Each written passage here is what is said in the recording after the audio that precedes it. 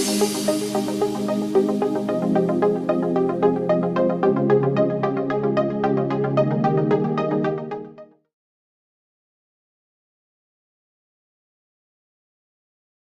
is Lavi de Silva, as Brian was so kind to introduce me.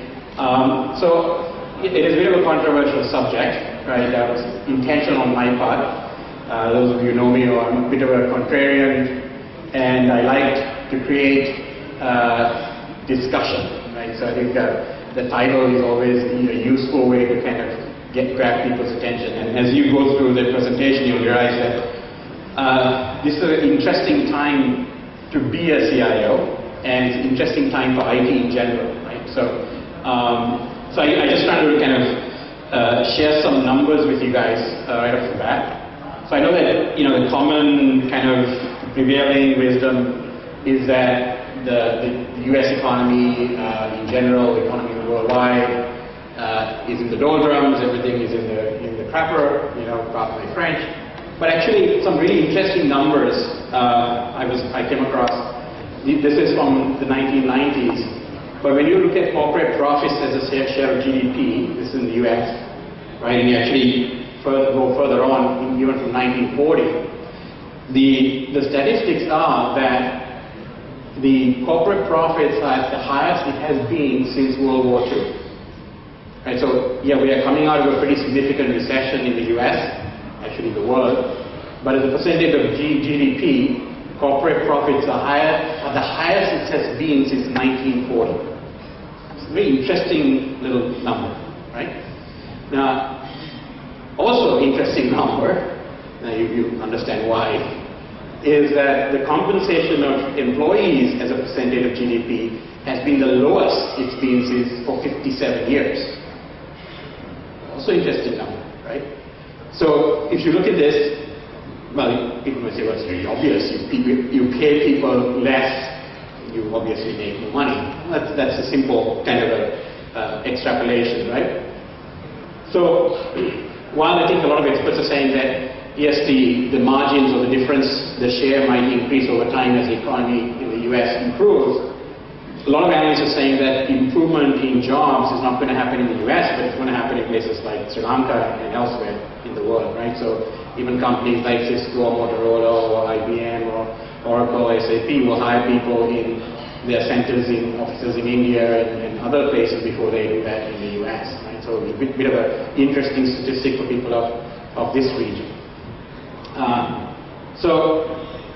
The other kind of factor that comes out of this is that the reason these companies are this profitable is that there have been huge gains in employee productivity. And that productivity, a large part of those gains, are driven by IT-driven productivity, right? So you have better technology, so you don't need as many people to do the work that in the past took a lot of people to do. So investments in IT actually have paid off and have increased these profits that these companies are making. So I just kind of want to, in the spirit of a contrarian, kind of lay this out a little bit. So let's go back to the topic a bit, and the subject was, well, my first part is want to grow, right? So why the focus on growth, right? And I tend to always wear a CEO hat when I speak, so it's because growth is valued more by the market, right, as versus cost, right? Cutting costs is another way to improve your profits, but growth, the top line growth, is where the glory is, right? And also there has also been in all of our companies, whether we're in Sri Lanka or the US, it doesn't really matter because the current downturn, with the perceived at least, we've all shrunk, we've cut costs wherever we can because that's been the trend. So the last few years since 2008, a lot of our companies have shed the fat, right? So there's really not much to gain by cutting more, right? So to get kind of consistent top-line growth year over year, that's much harder to do, right? But it does create this kind of forward momentum, right? So that's really why you want to focus on growth, because if you're a company that's wants to dominate, wants to grow and improve, you want to focus on growth and not on this subject of cost, right? So as I said, you can only cut so much, right? So some people will say we're already down to the bone. This is not a positive thing to do. So that's why the focus on growth. So let's assume for this discussion at least that everybody wants to grow as opposed to cut costs and contain, right? So the prevailing trend is that you want to grow. And actually this is backed up. If you looked at the recent Gartner survey that they did, so the CEOs that were interviewed by Gartner, in the end was 391 there. 2013 will be a turning point here as business leaders defiantly rank growth ahead of cost. So on top is growth, next one is profitability, and then the third one is cost. So I'm not only just saying this, obviously CEOs that were surveyed by Gartner is saying the same thing, right? There is a new emphasis on growth, right? So I'm just painting this out because as CIOs, you need to understand what your paymasters or your boss might be thinking, which is they're focused on growth, not as much on cost anymore. Right? So now, in this kind of a growth mode, the office of the CIO is in a bit of a crisis, right? And some people are calling it a quiet crisis, right? Because the CIOs need to consider this focus on cost has to shift to growth, and that's still not happening on the CIO mindset, rather CEOs obviously have this, right? In fact, this is another Gartner statistic that says that only 43% of technology business potential is realized, right? So every buck you spend, like 67, if my math is correct, gets thrown away, right? So that's not something CEOs, earlier I think there was a speaker who said, well, CEOs are very reluctant to spend money on IT. Someone I think said that, well, kind of obvious if you're flushing more than 50% down the toilet every time you spend $1 on IT, or a rupee on IT, they get a little nervous, right? So we really need to, as CIOs, really need to grow that number up, right? That's part of our kind of job, right? If you want to make CIOs be relevant to the business, you really need to improve that percentage significantly, right? Then, so the other thing is a known fact, which is like 14% of all IT spend is actually just wasted, on average, right? That's another Gartner fact, right? So, and at least whether it's true or not, the CEOs think so. So again, perception is reality here. So you come up with an idea, they're thinking, okay, he wants 100 rupees, 14 of that is just going to be completely wasted, right? So now, this is, I think Ramesh and all these people have been talking earlier about, aligning with IT and making sure your business, is working. IT is working with the business. It's a current theme among all our kind of discussions today. I'm sure Conrad will hit on something similar. So, what is really kind of distressing about this Forrester number here is that only 4% identify IT as being fully integrated with the business, right? And just 21% describe themselves as highly aligned. So I think there is like two camps. I think this is true. If you look at your businesses also with an unbiased view, you'll see that it seems like you guys are fighting the good fight but all alone. Right? The IT is over here, the business is over there. It seems like the two are just not in sync. Right? So that's the crisis that we're talking about. Right? And unfortunately, I can throw the rotten eggs, right? The CEO response has been, I don't know, I don't see anything, I don't hear anything, that's not an issue.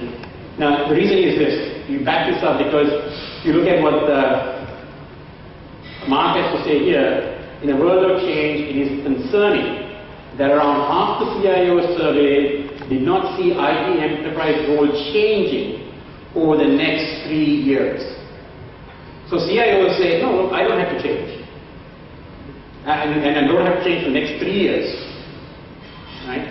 Despite this new emphasis on growth, despite this issues of wastage or implementation not working very well, CIOs by and large seem to be very happy with the status quo. That's a little disconcerting. It should be, right? And then actually, if you look at Gartner says the last 3 CEOs surveys in the last 3 years. The CEOs are saying that the CIOs are not perceived to be business savvy. Just don't get my business. That's essentially what the CEOs are telling me, right?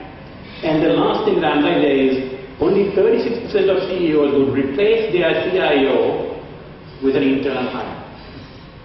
So if one of you were to quit today who is a CIO, the CEO, 36% of them would look outside. Not in your IT department, but would go outside. And actually, if you have access to this report, it shows you in what areas they would look out. In fact, the majority of the CEOs will look outside their industry IT domain. So if you were in manufacturing IT, they would go and get someone from something else, right? That's how disenfranchised or disenchanted CEOs are about their CIOs, right? So a bit disconcerting. Now, on top of that, the survey is also interesting because it talks about the actual leadership of IT.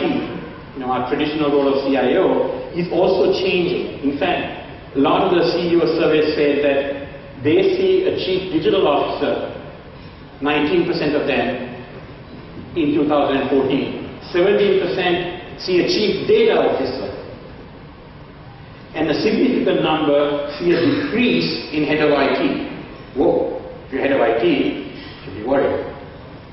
And a significant increase in the intent of a leader of innovation. So you guys see there's a different, actually there's a groundswell, at least in the CEO ranks, of people saying that the composition of technology leadership within a company is changing. Right? These traditional roles of head of IT, CIO is changing. They are looking to change that because the business is fundamentally changing. Right? And that's this alignment, that's this thing that I'm talking about is going to be really vital if you don't want to get fired or made redundant. Either one is, or irrelevant, which is worse than either one of the two actually. Right? Okay. So what's next? So my thinking is I think the CIO needs to really start to think like a CEO. Right? This is really hard to do because we are technologists, we think of technology first, and we've been trained in a particular standard operating procedure which is technology driven and technology focused, and this mucky business stuff is kind of alien to us. It's not in our DNA. But it's something that we need to really acquire quickly if we are to be relevant and if we are to keep our jobs and make a contribution, right? So that's my point. So what do we do there? So one of the things is know and understand your company's business. Okay, now in typical Sri Lankan fashion, I think no knock on people who have done this, but that does not mean you run out and get an MBA, right? MBAs are good, don't knock on those. But what I'm saying here is not only have the educational credentials, right? That's good to have, but you really need to understand your business in a much more in-depth manner than you probably do now, right? It's not just good enough to say, well, my business is in the apparel industry and we build garments or we manufacture garments in certain items. That's a very simplistic thing that even the person who runs the tea room or the reception can tell, right? But what I'm talking about is a much more in-depth understanding of your business. So why does your company make money? How does your company make money? What do they do to make money? Who are our competitors, right? When was the last time you talked to somebody in another area of the business regularly and try to understand what their pain points were? What are they trying to do? What are their challenges? What are their targets? What are they trying to achieve? Who are they trying to beat? Right? Those kinds of relationships within your own organization, that's what the CIO needs to nurture. That's what I mean by understanding business. Not just saying, well, I know this. Okay, what was the last time you guys looked at the balance sheet of the business? Talk to the CFO or the head of finance, say, what's the financial outlook? What are we looking at this quarter, this year? Why are we constrained? Why are we making money? Why are we not making money? Right?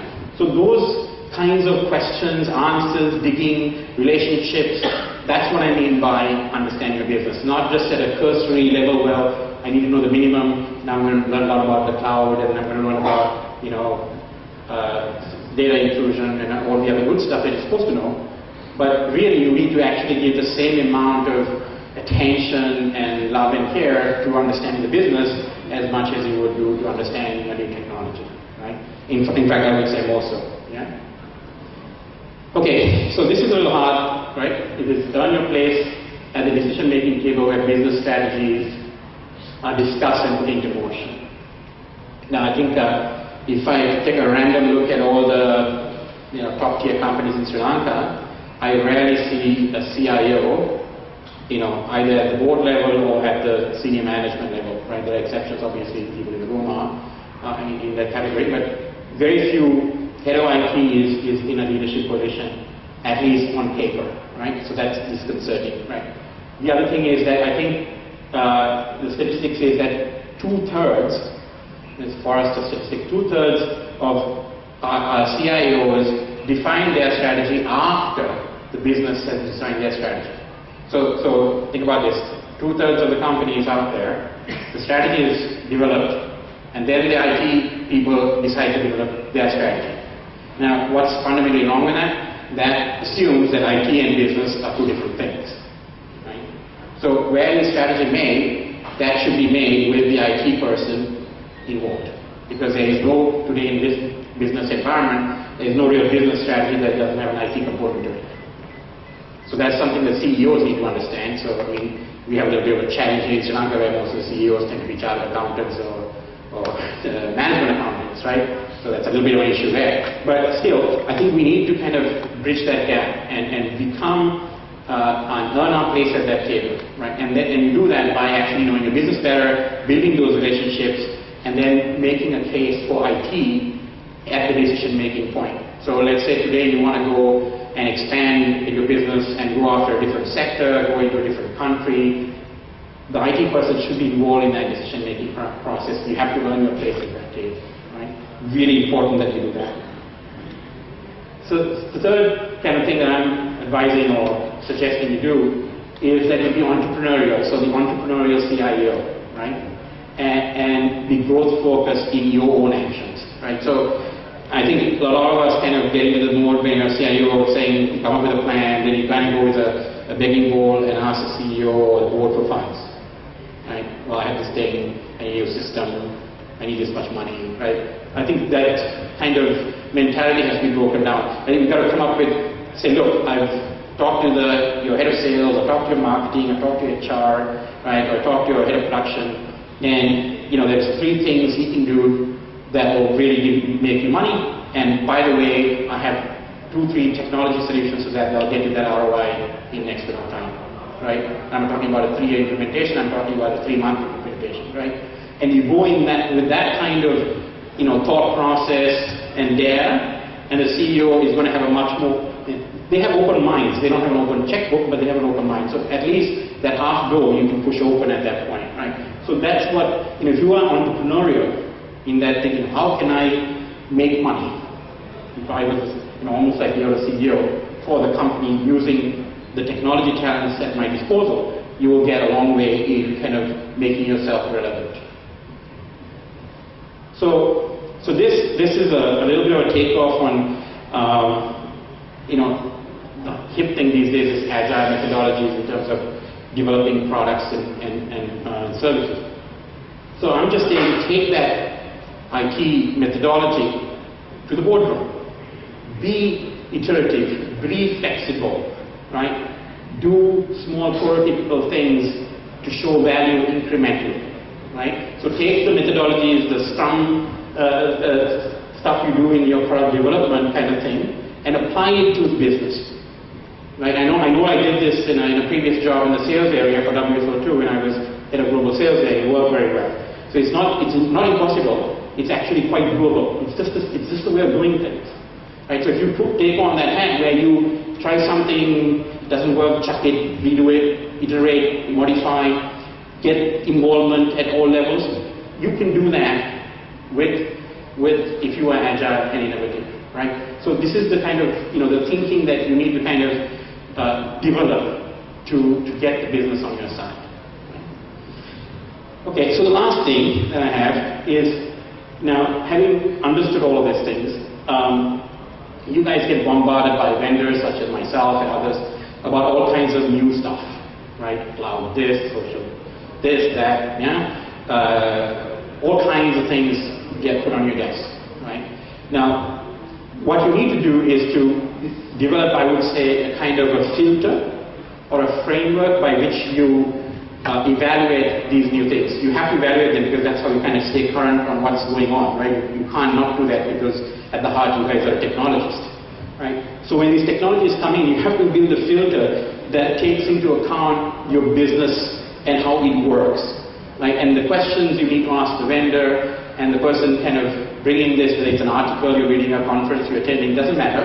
Whenever you're getting new technology input, you need to come up with a framework that says, okay, how will this work for my business? And of course, that goes to point one, you do need to know your business, right? Otherwise, it's all just information, right? So you need to come up with that framework, a little mental checkbox, and you then check it off and say, that sounds interesting. Maybe that applies over here to this area of the business. Maybe not. This is completely, we're too early for that one, but I'll park it, right? So that kind of filter, you have to develop that. Right, and that's unique to you and the business, right? So you have to kind of really understand technology just not from an abstract concept of, okay, it's social, it's all social now, and boom, I got to adopt it. It's all social, but how does that apply to my customer base, or my products, or my services, or my company, right? Or so that's the framework you really develop. So these are the kind of simplified things. I just want to put it out there as a discussion point. Right? But what I wanted to kind of share is, okay, I think the points I want to take is, look, I think the role of the CIO is under stress and challenge, for sure. There is a disconnect between what businesses want of you and its perception of you and what you are providing.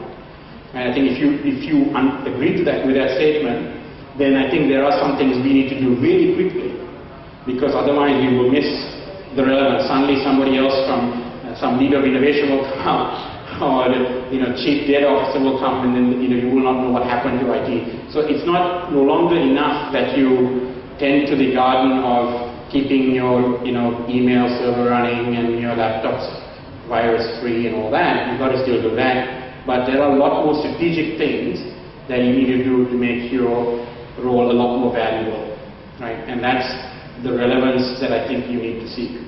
So with that, I didn't plan on a long presentation, but if there are any questions or brickbats or bouquets, I'm happy to kind of entertain them.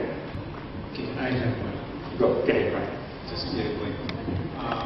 From the forums that happened in Mumbai, I picked up that the CMO, Chief Marketing Officer, is now getting a bigger say in the IT part, and even getting his own budgets. Yes. Traditionally, marketing was one of the things on the list, may not be high on the list of the IT person. So, in that scenario, does the IT CIO, the CIO, feel threatened about his role, and what should be the way forward? Because you also alluded to Chief Digital Officer. So, if he has to survive in the company and also transform himself, what is the way forward if he has to coexist? It's a great question. Actually, I have a personal example of something very similar. I think even the role of the marketing officer, the role of marketing has changed from being pretty pictures to being a lot more driver of growth within the company. So what you're seeing is a very interesting juxtaposition between the fact that marketing itself has evolved to being no longer somebody who runs an event and creates some pretty pictures, right? Marketing is really now a driver of revenue. Social media and digital. Yeah, and exactly. And so CIOs are actually being dragged into the same area by saying, look, you guys have to be equal. So, it's not unusual to see chief marketing officer. In fact, in my experience, a large regional telco that became a customer of mine recently, the person driving the sale was the chief marketing officer. Right, and the CEO was involved, but the chief marketing officer was one of the key drivers and decision makers in the technology purchase, and he was a key person to be convinced. And so yes, exactly. I think you're going to see more of that, and I think the CIOs need to kind of now understand that it's no longer the constituencies are many, and they're coming from different angles. So it's really interesting that I think both those, marketing has also kind of stepped up and become this kind of new driver of revenue. I think that's exactly what the CIO needs to do as well. Is that happening here in Sri Lanka? Yes, it's happening here, absolutely. I think the larger conglomerates and corporates are definitely driving that direction. Yeah. So Ramesh, maybe we'll exchange notes afterwards. great question. Any more good questions? Yeah, please. I thought I'd say hand up. Thanks for very enlightening presentation with a lot of statistics. So it was a revelation. I think now the CIO, the role of CIO has kind of evolved from the role we had the CTO. Well, we had a chief technology officer who was in charge of all the technology in the organization, and so then there was this division of the technology and the business so that it did work, and so we introduced the CIO. And I think the problem is that that role, the expectation of that role has not been defined properly. So in a way, the CEOs are also partly responsible for that because they are not asking for the right things from the CIO. Because as the title goes, Chief Information Officer, he is supposed to provide the information for the strategic decisions in the boardroom. Right. And so the boardroom has to ask for the information they require. So he is supposed to provide that, and he has to understand the value of the information he's providing and give it in different formats and so on. So I think that understanding has to be there. So even now, I think the role of CIOs is being filled by people from the technology. So their mindset in the technology side rather than the business side. Correct. So that still that traditional division is psychologically there. So I think that is what the problem is. So they have to adapt.